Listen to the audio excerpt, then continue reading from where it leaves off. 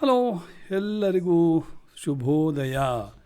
ಈಗ ನನ್ನ ಹೆಸರು professor and doctor Parampalli Surendra Padya ಅಂಥೇಳಿ. ಈಗ ನಿಮಗೆ ಡಿಸೆಂಬರ್ ತಿಂಗಳ ಭವಿಷ್ಯ ಧನುರ್ ರಾಶಿಯವರೆಗೆ ಹೇಗಿದೆ ಅಂತ ನೋಡಿ. ಇದುವರೆಗೆ ಧನುರ್ ರಾಶಿಯಲ್ಲಿ ಗುರು ಇದ್ದಿದ್ದ. ಈಗ 20ನೇ ತಾರೀಕು ನಾಳೆ ಧನುರನ್ನು ಬಿಟ್ಟ ಮಕರಕ್ಕೆ ಹೋಗ್ತಾನೆ. ಅಲ್ಲಿ ನೀಚನಾಗ್ತಾನೆ. ಇಷ್ಟುವರೆಗೆ ನೀಚಾರೋಹಿ, ಮಕರಕ್ಕೆ ಹೋದ ಮೇಲೆ ನೀಚನಾಗ್ತಾನೆ ಧನುರ್. ಅನ್ಲೆಸ್ ಅಂಟೇಲ್ ಉಚ್ಚಗ್ರಹ ಇಲ್ಲಿ ಕುಜ ಕರ್ಕಕ್ಕೆ ಬಾರದೇ ಇದ್ದರೆ, ಕರ್ಕಕ್ಕೆ ಬಂದರೆ ಆತ ನೀಚಭಂಗ ಯೋಗವನ್ನು ಉಂಟು ಮಾಡ್ತಾನೆ. ಸೊ ನೀವು ಏನು ಮಾಡಬೇಕಂದ್ರೆ ಜಗನ್ನಾಥ ಹೋರಾದಲ್ಲಿ ಡಿಸೆಂಬರ್ 1ಕ್ಕೆ ಕುಂಡಲಿಯನ್ನು ತೆಗಿಬೇಕು. ಬೆಳಗ್ಗೆ ಸೂರ್ಯೋದಯ 6:41 ಎಷ್ಟೋ ಸೆಕೆಂಡ್ ಇದೆ ಬಿಡಿ. ಆಮೇಲೆ ಬೆಂಗಳೂರು ಅಯನಾಂಶ 77 ಡಿಗ್ರಿ 39 ಈಸ್ಟ್, 35 ನಿಮಿಷ ಈಸ್ಟ್ ಹಾಗೂ 12 ಡಿಗ್ರಿ ನಾರ್ತ್ 59 ನಿಮಿಷ. ಆಯಿತಾ? ಅವತ್ತು ತೆಗೆದರೆ ನಿಮಗೆ ಶಾರ್ವರಿ ನಾಮ ಸಂವತ್ಸರದ ಕೃಷ್ಣ ಪ್ರತಿಪತ್ ಪಾಡ್ಯ ಬರ್ತದೆ. ಅದಕ್ಕೆ ಅಧಿಪತಿ ಸೂರ್ಯ. ಟ್ಯೂಸ್ಡೇ ಮಂಗಳ್ ಅಧಿಪತಿ. ರೋಹಿಣಿ ನಕ್ಷತ್ರ ಚಂದ್ರ ಅಧಿಪತಿ ಹಾಗೂ ಸಿದ್ಧಯೋಗ ಕೇತು ಅಧಿಪತಿ. ಕೌಲವಕರ್ಣ ಮಂಗಲ್ ಅಧಿಪತಿ. ಅಂದರೆ ಮಂಗಲ್ 2 ಬಾರಿ ರಿಪೀಟ್ ಆಗಿದ್ದಾನೆ. ಆದ್ದರಿಂದ ಮಂಗಲ್ ಮೀನದಲ್ಲಿದ್ದಾನೆ, ಮೇಷ ಮತ್ತು ವೃಶ್ಚಿಕದ ಅಧಿಪತಿಯಾಗಿ.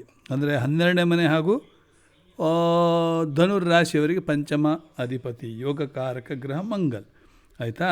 ಸೊ ಯಾವುದು ಕುಂಡಲಿ ಹೇಗೆ ಬರ್ತದೆ ಅಂದರೆ ವೃಶ್ಚಿಕ ಲಗ್ನದಲ್ಲೇ ಸೂರ್ಯ ಮತ್ತು ಬುಧಾದಿತ್ಯ ಯೋಗ, ಬುಧ ಮತ್ತು ಕೇತು ಜ್ಞಾನ ಯೋಗ. ಅಂದರೆ ಒಳ್ಳೆಯ ಜ್ಯೋತಿಷ್ಯದ ಜ್ಞಾನ ಬರ್ತದೆ. ಅದು ಕಾಲಪುರುಷನ ಅಷ್ಟಮ ಕುಂಡಲಿ, ಸೀಕ್ರೆಟ್ ಹೌಸ್, ರಂಧ್ರದ ಮನೆ ಅಂತ. ಇವರೆಲ್ಲ ಭಾಳ ಗುಪ್ತವಾಗಿ ಇಡುವಂಥವ್ರು. ಆಯಿತಾ? ಯಾರಿಗೂ ಮೊದಲೇ ಬಿತ್ತುವುದಿಲ್ಲ. ನಮ್ಮ ನರೇಂದ್ರ ಮೋದಿಯವರನ್ನ ನೋಡಿದರೆ ಗೊತ್ತಾಗುತ್ತದೆ. ಇಲ್ಲಿ ಶುಕ್ರ 12ನೇ ಮನೆಯಲ್ಲಿ ತುಲಾದಲ್ಲಿ ಅವನ ಮೂಲ ತ್ರಿಕೋಣ ರಾಶಿಯಲ್ಲಿದ್ದಾನೆ. ಗುರುವಲ್ಲಿದ್ದಾನೆ ಶನಿ ಮತ್ತು ಗುರು.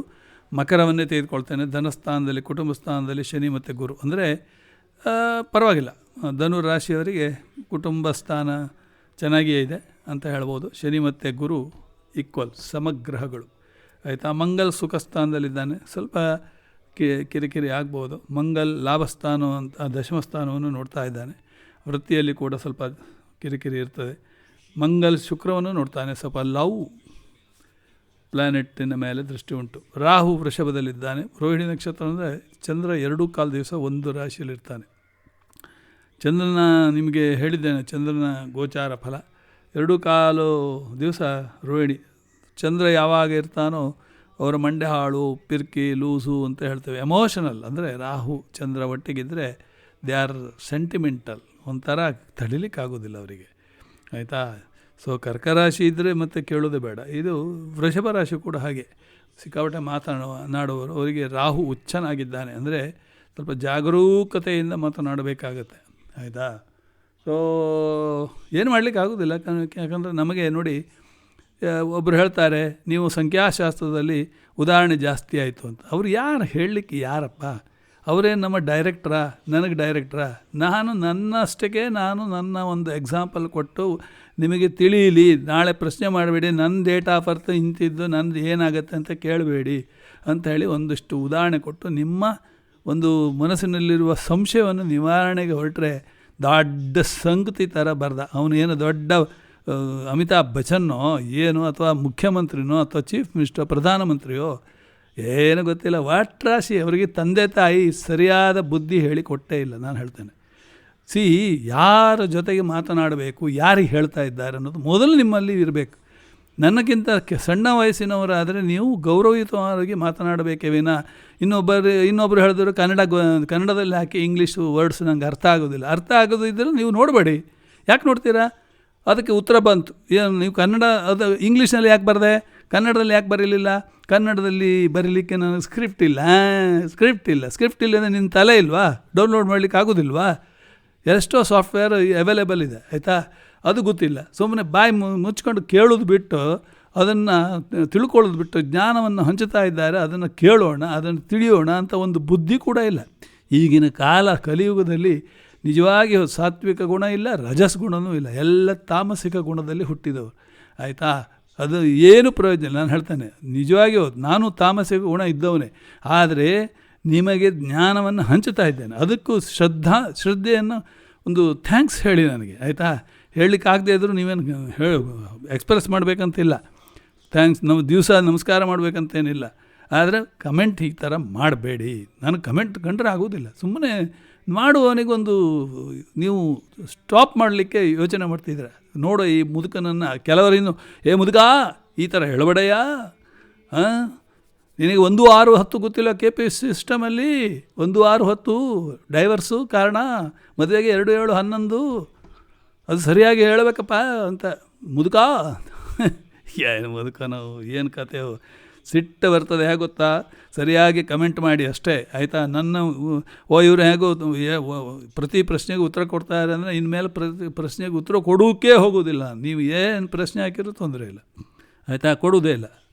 ಆಗಲಿ. ಈಗ ಶನಿ ಮತ್ತು ಗುರುವಿನ ಪಂಚಮ ದೃಷ್ಟಿ ರಾಹು ಮತ್ತು ಚಂದ್ರನ ಮೇಲೆ. ಅಂದರೆ ಪಂಚಮದಲ್ಲಿ ರಾಹು ಚಂದ್ರ ಇದ್ದರೆ ಏನಾಗುತ್ತೆ, ಪಂಚಮದಲ್ಲಿ ರಾಹು ಚಂದ್ರ ಅಲ್ಲಿ ಗುರುವಿನಿಂದ ಜೀವಕಾರಕ ಗುರು, ಅದನ್ನು ಕೂಡ ಹೇಳುವರಿದ್ದಾರೆ. ನಾಡಿ ಗುರುವನ್ನೇ ತೆಗೆದುಕೊಂಡು ಪಂಚಮದಲ್ಲಿ ರಾಹು ಚಂದ್ರ ಇದ್ದಾರೆ ಅಂದರೆ ಸರ್ಪ ದೋಷ ಬಂದೀತು, ಕುಕ್ಕೆ ಸುಬ್ರಹ್ಮಣ್ಯಗೆ ವಿಸಿಟ್ ಹಾಕಬೇಕಾದೀತು, ಆಯಿತಾ. ಸೊ ಗುರು ಜೀವಕಾರಕನ ಜೊತೆಯಲ್ಲಿ ಶನಿ ಸ್ವಲ್ಪ ನಿಧಾನ, ಗುರು ಕೊಡು ಅಂತ ಇದ್ದಾನೆ, ಶನಿ ತಡೆ ಅಂತ ಇದ್ದಾನೆ. ಸೊ ಇಬ್ಬರಿಗೂ ಆಗುವುದಿಲ್ಲ, ದ್ವಂದ್ವ, ಆಯಿತಾ. ಮಂಗಲ್ 3ನೇ ಮನೆ ಸಹಜ ಭಾವದಲ್ಲಿ ಇದ್ದಾನೆ, ಜೀವದಿಂದ ಸಹಜ ಭಾವ ನೋಡಿ, ಜೀವದಿಂದ 3ನೇ ಮನೆ. ಅಂದರೆ ಜೀವ ಅಂದರೆ ಯಾರು, ಆತನೇ. ಧನುರ್ ರಾಶಿಯವರನ್ನ ಇಟ್ಕೊಳ್ಳಿ. ಈಗ ನಾನು ಯಾರನ್ನು ಹೇಳ್ತಾನೆ ಜೀವಕಾರಕ ಅಂದರೆ ಅಲ್ಲಿ ಮಕರ ಅಂತ ಇಟ್ಕೊಳ್ಳಿ, ಆಯಿತಾ. ಮಕರಕ್ಕೆ ಬಂದಾಗ ಹೇಳ್ತೇನೆ ನಾನು. ಸೊ ಇಲ್ಲಿ ಗುರುವಿನ ನೇರ ದೃಷ್ಟಿಯಲ್ಲಿ ಹೋಯಿತು, ಧನುರ್ ರಾಶಿಗೆ ಅಷ್ಟಮ ಸ್ಥಾನಕ್ಕೆ ಹೋಯ್ತು. ಅಂದರೆ ನಿಮಗೆ ಹರ್ಡಲ್ಸ್ ಇರೋದೆಲ್ಲ ಹೋಯ್ತು. ಅಂದರೆ ಯಾಕಂದರೆ ಗುರುವಿನ ಆಶೀರ್ವಾದ ಉಂಟು, ಕಾಣದ ಕೈ ಇದೆ ಅಂತ ಹೇಳಿ ಹೇಳ್ತಾರೆ ನಮ್ಮ ತಂದೆಯವರು. ಯಾವಾಗಲೂ ಸದಾ ಕಾಣದ ಕೈ ಒಂದು ಹಿಂದೆ ಇರ್ತದೆ, ತಥಾಸ್ತು ಅಂತ. ಆದ್ದರಿಂದ ಪ್ರತಿನಿತ್ಯ ಮನೆಯಲ್ಲಿ ಒಳ್ಳೆಯದನ್ನೇ ಮಾತಾಡಬೇಕು. ನೀನು ಸತ್ಯ ಹೋಗ್ತೀಯಾ ಅಂತ ಹೇಳಿದರೆ ತಥಾಸ್ತು ಅಂತಿರ್ತಾನೆ. ಆಮೇಲೆ ಸತ್ತೋದ್ಮೇಲೆ 1-2 ದಿವಸ ಅಳ್ತಾರೆ, ಅದು ಬಿಡಿ. ಆಮೇಲೆ ಗುರುವಿನ ಒಂದು 9ನೇ ದೃಷ್ಟಿ ಕನ್ಯಾದ ಮೇಲೆ, ಅಂದರೆ ಧನುರ್ ರಾಶಿಗೆ ದಶಮಸ್ಥಾನ ಅಂದರೆ ಕರ್ಮಸ್ಥಾನದಲ್ಲಿ ಒಳ್ಳೆಯ ಒಂದು ಸಿಹಿ ಸುದ್ದಿ ಬರ್ತದೆ. ಶುಕ್ರ ಇವರಿಗೆ ಲಾಭದಲ್ಲಿದ್ದಾನೆ. ಶುಕ್ರ ಲಾಭದಲ್ಲಿದ್ದರೆ ಹೆಂಗಸರಿಂದ ಲಾಭ, ಕಳತ್ರರಿಂದ ಲಾಭ, ಸ್ಪೌಸಿನಿಂದ ಲಾಭ, ಆಯಿತಾ. ಸೊ ಅದರಿಂದ ಬಹಳ ಒಳ್ಳೆಯದು. ಐಶ್ವರ್ಯ, ಹಣ ಎಲ್ಲ ಬರ್ತಾ ಇರುತ್ತೆ, ಗಾಡಿಯಲ್ಲಿ ಓಡಾಡ್ತಿರ್ತೀರಿ, ಫಾರಿನಿಗೆ ಹೋಗ್ತಾ ಇರ್ತೀರಿ. ಇದೆಲ್ಲ 1 ತಿಂಗಳು, ಡಿಸೆಂಬರ್ 1 ತಿಂಗಳು ಮಾತ್ರ. ಡಿಸೆಂಬರ್ ಎಲ್ಲಿಗೆ, ಜನವರಿ 15ರವರೆಗೆ ಇರ್ತಾನೆ ಅಲ್ಲಿ ಇದರಲ್ಲಿ, ಯಾವುದರಲ್ಲಿ, ಧನುರಲ್ಲಿ. ಸೊ ಓಕೆ, ನವಂಬರ್ 15ಕ್ಕೆ ಎಂಟ್ರಿ ಆದರೆ ಎಂಟೈರ್ ಮಾರ್ಗಶೀರ್ಷ ಮಾಸ ಅಲ್ಲಿರ್ತಾನೆ. ಧನುರ್ಮಾಸ ಅಂತ ಕರಿತೇವೆ ನಾವು. ಧನುರ್ಮಾಸದಲ್ಲಿ ಎಲ್ಲ ನಾರಾಯಣನ ಧ್ಯಾನ, ದೇವಗಿರಿ ವೆಂಕಟೇಶನಲ್ಲಿ ಹೋಗಿ ಪ್ರಸಾದವನ್ನು ತೆಗೆದುಕೊಂಡು ಬರ್ತಾ ಇರ್ತೀನಿ 1 ತಿಂಗಳ ಕಾಲ. ಮುಂಚೆ ದಿವಸ ಹೋಗ್ತಾ ಇದ್ದೆ, ಈಗ ಸ್ವಲ್ಪ ಕಡಿಮೆ ಮಾಡಿದೆ ಅಂತ ಇಟ್ಕೊಳ್ಳಿ, ಆಯಿತಾ. ಆಮೇಲೆ ಶನಿಯ 3ನೇ ದೃಷ್ಟಿ ಮಂಗಲ್ ಮೇಲೆ. ಮಂಗಲ್ ಯಾರು, ಭೂಮಿಕಾರಕ ಮಂಗಲ್ನ ಮೇಲೆ ದೃಷ್ಟಿ ಇದ್ದರೆ ಏನಾಯಿತು, ಭೂಮಿಯ ವಿಚಾರವಾಗಿ ನಿಮಗೆ ಹರ್ಡಲ್ಸ್ ಬರ್ತದೆ, ಅನಗತ್ಯ ತೊಂದರೆಗಳು. ಡಬಲ್ ಲಾಯರ್ ಅಭಿಪ್ರಾಯ ತಗೊಳ್ಳಿ. ಇನ್ವೆಸ್ಟ್ಮೆಂಟ್ ಮಾಡಬೇಕಾದ್ರೆ ನೋಡಿ, ಯಾಕಂದರೆ 4ನೇ ಮನೆ ಮಂಗಲ್ಲೇ, ಅದರಿಂದ ಇನ್ವೆಸ್ಟ್ಮೆಂಟ್ ಮಾಡಬೇಕಾದ್ರೆ 2 ಡಿಫ್ರೆಂಟ್ ಲಾಯರ್ಸ್ ಅಭಿಪ್ರಾಯ ತಗೊಳ್ಳಿ. ಶನಿಯ ನೇರ ದೃಷ್ಟಿ ಗುರುವಿನ ದೃಷ್ಟಿ ಎಲ್ಲಿದೆಯೋ ಅಲ್ಲಿಗೆ ಬೀಳ್ತದೆ. ಅಷ್ಟಮ ಸ್ಥಾನದಲ್ಲಿ ಶನಿ ದೃಷ್ಟಿ ಸ್ವಲ್ಪ ಮಟ್ಟಿಗೆ ಬೆನ್ನು ನೋವು, ಮೂಳೆ ನೋವು, ಮಂಡಿ ನೋವು ಎಲ್ಲ ಬರ್ಬೋದು, ಇರಲಿ. ಆಮೇಲೆ ಶನಿಯ ದಶಮ ದೃಷ್ಟಿ ಶುಕ್ರನ ಮೇಲೆ, ವ್ಯಯಸ್ಥಾನದ ಮೇಲೆ, ಖರ್ಚು, ಬೆಡ್ಲಿ ಹ್ಯಾಪಿನೆಸ್ ಎಲ್ಲ ಗಾನ್. ಅಂದರೆ ನೀವೇನು ತಿಳ್ಕೊತೀರಿ, ಶುಕ್ರ 12ನೇ ಮನೆಯಲ್ಲಿದ್ದರೆ ನಾನು I can enjoy like anything. ಸಾರಾ 24 hours I can be with my wife. No, ಶನಿ ದೃಷ್ಟಿ ಇದೆ. ಶನಿ ದೃಷ್ಟಿಯಿಂದ ಅಲ್ಲಿ ಹಾಸಿಗೆ ಮೇಲೆ ಬಿದ್ದು ಕೂಡಲೇ ನೀವು ನನಗೆ ಒಂದು ಚೂರು ಪಾತ್ರೆ ತೊಳಿಲಿಕ್ಕೆ ಹೆಲ್ಪ್ ಮಾಡೋದಿಲ್ಲ, ಕೊರೋನಾವಾಗಿ ನಾನೇ ಎಲ್ಲ ಮಾಡಬೇಕು ಕೆಲಸ, ನನಗಂತೂ ಎಲ್ಲಿ ಕರ್ಕೊಂಡು ಹೋಗಲಿಕ್ಕೆ ಆಗೋದಿಲ್ಲ, ನೀವು ಏನು ಮಾಡ್ತೀರಂತ ಅಲ್ಲಿ ಶುರುವಾಯಿತು, ಆಯಿತಾ. ಆವಾಗ ಬೆಡ್ಲಿ ಹ್ಯಾಪಿನೆಸ್ ಎಲ್ಲಿ ಬರ್ತದೆ. 28 ವರ್ಷದ ದಂಪತಿಗಳು ಬಾಂಬೆಯಲ್ಲಿ ನನಗೆ ನಮ್ಮ ಮನೆ ಕೊಲಾಬದಿಂದ ಬಂದಿದ್ದಾರೆ. ಅವರು ಇವಾಗ today because of my instruction and advise the dance president of Calcutta. ನೋಡಿ, ಎಂಥ ಡ್ಯಾನ್ಸಿನ ನಾಟ್ಯ ಅಕಾಡೆಮಿಯ ಪ್ರೆಸಿಡೆಂಟ್, ಆಯಿತಾ. ನನಗೆ ಖುಷಿ ಆಗ್ತದೆ, ಇರಲಿ. ಈಗಲೂ ಹಾಗೆ ಸಿಂಗಾಪುರದಿಂದ ಇಬ್ಬರು ನನ್ನನ್ನು ಯಾವುದು ಬೆಂಗಾಲಿಗಳು ಕಾಂಟ್ಯಾಕ್ಟ್ ಮಾಡಿದಾಗ ನಾನು ಹೇಳಿದೆ, ಡೈಮಂಡ್ 1.58 lakhs ಇಮಿಡಿಯೇಟ್ಲಿ 0.42 ಕ್ಯಾರೆಟನ್ನು ಪರ್ಚೇಸ್ ಯೂಸ್ ಮಾಡಿ ಅಂದರೆ ಫ್ರಮ್ ಡ್ರಾಮಾ ಟು ಫೀಚರ್ ಫಿಲ್ಮ್ವರೆಗೆ ಹೋಗ್ಬಿಟ್ಲು. ಸೊ ಏನಾಗುತ್ತೆ ಅಂತ ಕೇಳಿದಾಗ ಹಾಗೆ ಹೇಳಿದೆ. ಆಮೇಲೆ ಇಲ್ಲಿ ದೃಷ್ಟಿ ಇದೆ. ದೃಷ್ಟಿಯನ್ನು ನೀವು ನೋಡಬೇಕು. ಮಂಗಲ್ನಿಗೆ 4, 7, 8ನೇ ದೃಷ್ಟಿ, ಇದಿಷ್ಟು 100%. ಗುರುವಿಗೆ 5, 7, 9 ಇದಿಷ್ಟು 100%. ರಾವಿಗೆ 5, 7, 9 100%. ಕೇತುಗೆ 5, 7, 9 100%. ಶನಿಗೆ 3, 7, 10 100%. ಈ 100% ದೃಷ್ಟಿಯನ್ನು ಬಿಟ್ಟರೆ 3/4 ದೃಷ್ಟಿ 4ನೇ ಮನೆ ಮತ್ತು 8ನೇ ಮನೆ ಮೇಲೆ ಬೀರ್ತದೆ. ಅಂದರೆ 75% ಆಫ್ ಯುವರ್ ಸ್ಯಾಟರ್ನ್ ದೃಷ್ಟಿ 3, 4 ಮತ್ತು 8ನೇ ಮನೆ ಮೇಲೆ. ಗುರು ಇದ್ದು ಹಾಗೆ 4 ಮತ್ತು 8ನೇ ಮನೆ ಮೇಲೆ. ಇವಂದು ಹಾಗೆ, ಅದು ಮಂಗಲ್ದು ಹಾಗೆ. ಮಂಗಲ್ 4, 8 100%. ಓಕೆ, ನಮ್ಮ ಮಂಗಲ್ನಿಗೆ ಇದು ಲಗಾವಾಗೋದಿಲ್ಲ. ಇನ್ನು 3ನೇ ಮನೆ ಮೇಲೆ 25%, 1/4.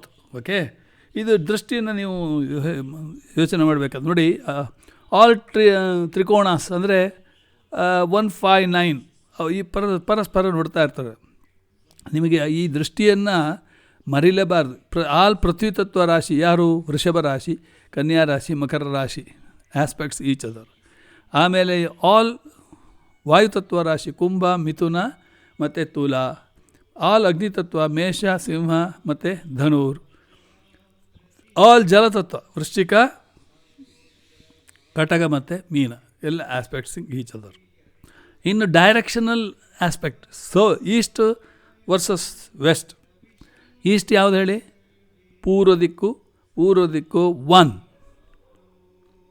ಆಮೇಲೆ 5, ಆಮೇಲೆ 9. ಇದು east. North, east versus west. West ಯಾವುದು? ಆಲ್ ವಾಯುತತ್ವ ನೋಡಿ. ವೆಸ್ಟ್ ಯಾವುದು? ಮಿಥುನ, ತುಲಾ ಮತ್ತು Kumbha. So east versus west. ಈಸ್ಟ್ನಲ್ಲಿ ಯಾವ ಗ್ರಹಗಳಿದ್ದಾರೆ, ವೆಸ್ಟ್ನಲ್ಲಿ ಯಾವ ಗ್ರಹಗಳಿದ್ದಾರೆ, ಆಮೇಲೆ ನಾರ್ತಲ್ಲಿ ಯಾವ ಗ್ರಹಗಳಿದ್ದಾರೆ, ವೆಸ್ಟಲ್ಲಿ ಯಾವ ಸೌತಲ್ಲಿ ಯಾವ ಗ್ರಹಗಳಿದ್ದಾರೆ. ಆಯಿತಾ? ಈಗ ವೃಷಭದಲ್ಲಿ ಯಾರಿದ್ದಾರೆ? ರಾಹು ಇದ್ದಾನೆ. ವೃಷಭ ಯಾವ ಡೈರೆಕ್ಷನ್? ದಕ್ಷಿಣ ಆಯಿತು. ದಕ್ಷಿಣದಲ್ಲಿ ಇನ್ಯಾರಿದ್ದಾರೋ? ದಕ್ಷಿಣದಲ್ಲಿ ಇನ್ನೂ ಗುರು ಇದ್ದಾನೆ ನೋಡಿ. ಗುರು, ನೀವೀಗ ಪೃಥ್ವಿತತ್ವ ತಗೊಂಡ್ರೂ ಕೂಡ ಮಕರ ಪೃಥ್ವಿತತ್ವ, ರಾಹು ಚಂದ್ರ ಪೃಥ್ವಿತತ್ವ, ಅವರಿಬ್ಬರು ಜಾಯಿಂಟ್ ಟುಗೆದರ್. ಅಂದರೆ ರಾಹು ಚಂದ್ರ, ಶನಿ ಗುರು, ಆಪೋಸಿಟ್ ಆಯಿತಾ? ಆಮೇಲೆ ನಾರ್ತಲ್ಲಿ ಯಾರಿದ್ದಾರೆ? ಮಂಗಲ್ ಮಾತ್ರ, ಇನ್ಯಾರಿಲ್ಲ. ಆಯಿತಾ?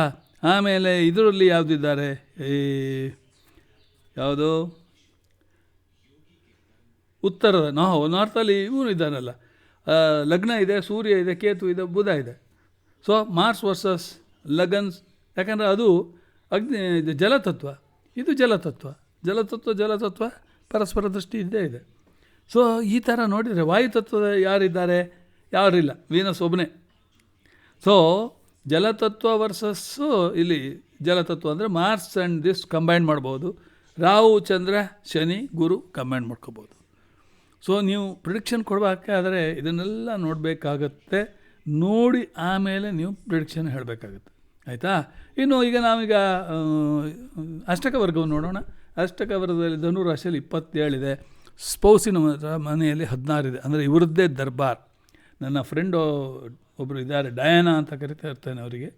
27, ಅವರು ಪೂರ್ವಾಷಾಢ ನಕ್ಷತ್ರ, ಧನುರ್ ರಾಶಿಯವರೇ. ಸೊ ಆದ್ದರಿಂದ ಅವರಿಗೆ ಸ್ಪೌಸ್ 16. ಸ್ಪೌಸ್ ಇವ್ರ ಕೈ ಕೆಳಗೆ.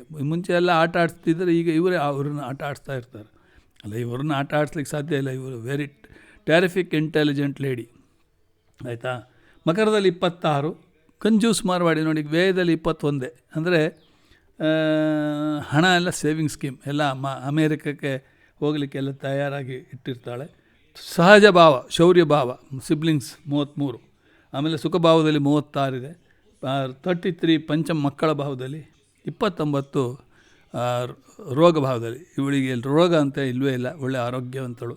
ಆಮೇಲೆ ಅಷ್ಟಮದಲ್ಲಿ 24 ನೋಡಿ. ಎಲ್ಲ ಧನುರ್ ರಾಶಿಯವರಿಗೆ ಭಾಳ ಒಳ್ಳೆಯದಾಗಿದೆ. 24 ಹರ್ಡಲ್ಸ್ ಎಲ್ಲ ಒಳ್ಳೆಯದಿದೆ. 28 ಭಾಗ್ಯ. ದಶಮದಲ್ಲಿ 33. ಮೈ ಗಾಡ್, ಗುಡ್. ಕರ್ಮದಲ್ಲಿ ಎಲ್ಲ ಸೋಷಲ್ ಸರ್ವಿಸ್ ಎಲ್ಲ ಮಾಡ್ತಾ ಇರ್ತಾರೆ. ಸೊ 31 ಲಾಭದಲ್ಲಿ ಭಾಳ ಒಳ್ಳೆಯದು. 31 ಲಾಭದಲ್ಲಿ ಅಂದರೆ ಲಾಭೋ ಲಾಭ. ಸಾಕ್ಷಾತ್ ಲಕ್ಷ್ಮಿ, ಇವಳ ಹೆಸರೇ ಲಕ್ಷ್ಮಿ. ಸೊ ಲಕ್ಷ್ಮಿಗೆ ಲಕ್ಷ್ಮಿ ಒಲಿದು ಬರ್ತಾಳೆ ಅಂತ. ಐಶ್ವರ್ಯ ಅಂದರೆ ಲಕ್ಸುರಿ ಲೈಫ್. ಸೊ ಯಾತಕ್ಕೆ ಹೇಳ್ತಾ ಇದ್ದೇನೆ, ನೀವು ಇಲ್ಲಿ ಭಿನ್ನಾಷ್ಟಕ ವರ್ಗವನ್ನು ನೋಡ್ಬೋದು. ಭಿನ್ನಾಷ್ಟಕ ವರ್ಗದಲ್ಲಿ ಆ್ಯಕ್ಚುಲಿ ಎಲ್ಲೆಲ್ಲಿ ಮಂಗಲಿಗೆ ಮೀನದಲ್ಲಿದ್ದಾನೆ, ಆಗ 4 ಗುಣಗಳಿದೆ. ಸೊ ಒಳ್ಳೆದಿದೆ. ಮಂಗಲಿರುವವರೆಗೆ ಸುಖ ಸ್ಥಾನ ಏನು ತೊಂದರೆ. ಅಲ್ಲಿ ನೀವು ನೋಡಿ, ಅಲ್ಲಿ 36 ಗುಣ ನೋಡಿದಿರಲ್ಲ. ಆಮೇಲೆ ಬುಧ ಎಲ್ಲಿದ್ದಾನೆ, ಬುಧ ಇವರಿಗೆ ವೃಶ್ಚಿಕದಲ್ಲಿದ್ದಾನೆ. ಅಲ್ಲಿ ಒಂದೇ ಪಾಯಿಂಟ್, ಬುಧ ಅವರಿಗೆ ಏನೋ ಒಂದು ಇದು ಕೊಡುವುದಿಲ್ಲ, ಬುದ್ಧಿ ಇಲ್ಲ, ಬುದ್ಧಿ ಶೂನ್ಯ ಅಂತ ಹೇಳ್ಬೋದು. ಆಮೇಲೆ ಶನಿ ಇವರಿಗೆ ಧನುರಲ್ಲಿ 4 ಗುಣ ಇದೆ, ತೊಂದರೆ ಇಲ್ಲ, ಒಳ್ಳೆದಿದೆ. ಆಮೇಲೆ ಗುರು ಅಲ್ಲಿ 3 ಗುಣ ಇದೆ, ಆಯಿತಾ. ಈಗ ಮಕರಕ್ಕೆ ಹೋದ್ಮೇಲೆ 4 ಗುಣ ಬರ್ತದೆ. ಸೊ ಧನಸ್ಥಾನಕ್ಕೆ ಗುರು ಬಂದಾಗ ಒಳ್ಳೆಯದುಂಟು. ಕರ್ಮಕಾರಕ ಶನಿ, ಕಾಲಪುರುಷನಿಂದ ಕರ್ಮಕಾರಕ, ಇಬ್ಬರು ಕರ್ಮಕಾರಕರು ಗುರು ಮತ್ತು ಶನಿ ಒಟ್ಟಿಗೆ ಇರೋದ್ರಿಂದ ಇವರಿಗೆ ಧನಕ್ಕೇನು ಕಡಿಮೆ ಇಲ್ಲ, ಕರ್ಮಕ್ಕೂ ಏನು ತೊಂದರೆ ಇಲ್ಲ ಅಂತ ಹೇಳ್ಬೋದು. ಚಂದ್ರ ವೇರಿ ಆಗ್ತಾ ಇರ್ತಾನೆ. ಮಿಥುನಕ್ಕೆ ಹೋದಾಗ ಮಾತ್ರ ಒಂದೇ ಗುಣ, ಅದರಿಂದ ಮಿಥುನದಲ್ಲಿ ಇವರಿಗೆ ತೊಂದರೆ ಉಂಟು ಆಗ್ತದೆ, ಆಯಿತಾ. ಸೊ ಶುಕ್ರ ತುಲಾದಲ್ಲಿ 5 ಗುಣಗಳು ಇಟ್ಟಿದ್ದಾರೆ. ಅಂದರೆ ಶುಕ್ರ ಒಳ್ಳೆ, ಅದು ನೀವು ನೋಡಿದ್ರಲ್ಲ, ಲಾಭದಲ್ಲಿ 31 ಗುಣಗಳು ಇರೋದ್ರಿಂದ ಲಾಭ. ಲಕ್ಷ್ಮಿಗೆ ಶ್ರೀಲಕ್ಷ್ಮಿ ಒಲಿದು ಬರ್ತಾಳೆ ಅಂತ ಹೇಳ್ಬೋದು. ಸೊ ಆದ್ದರಿಂದ ಒಳ್ಳೆಯದೇ ಇದೆ ಅಂತ ಇಷ್ಟನ್ನು ಹೇಳಿ ಇಲ್ಲಿಗೆ ಮುಗಿಸ್ತೇನೆ. 9481156540 is my mobile number. Thank you very much.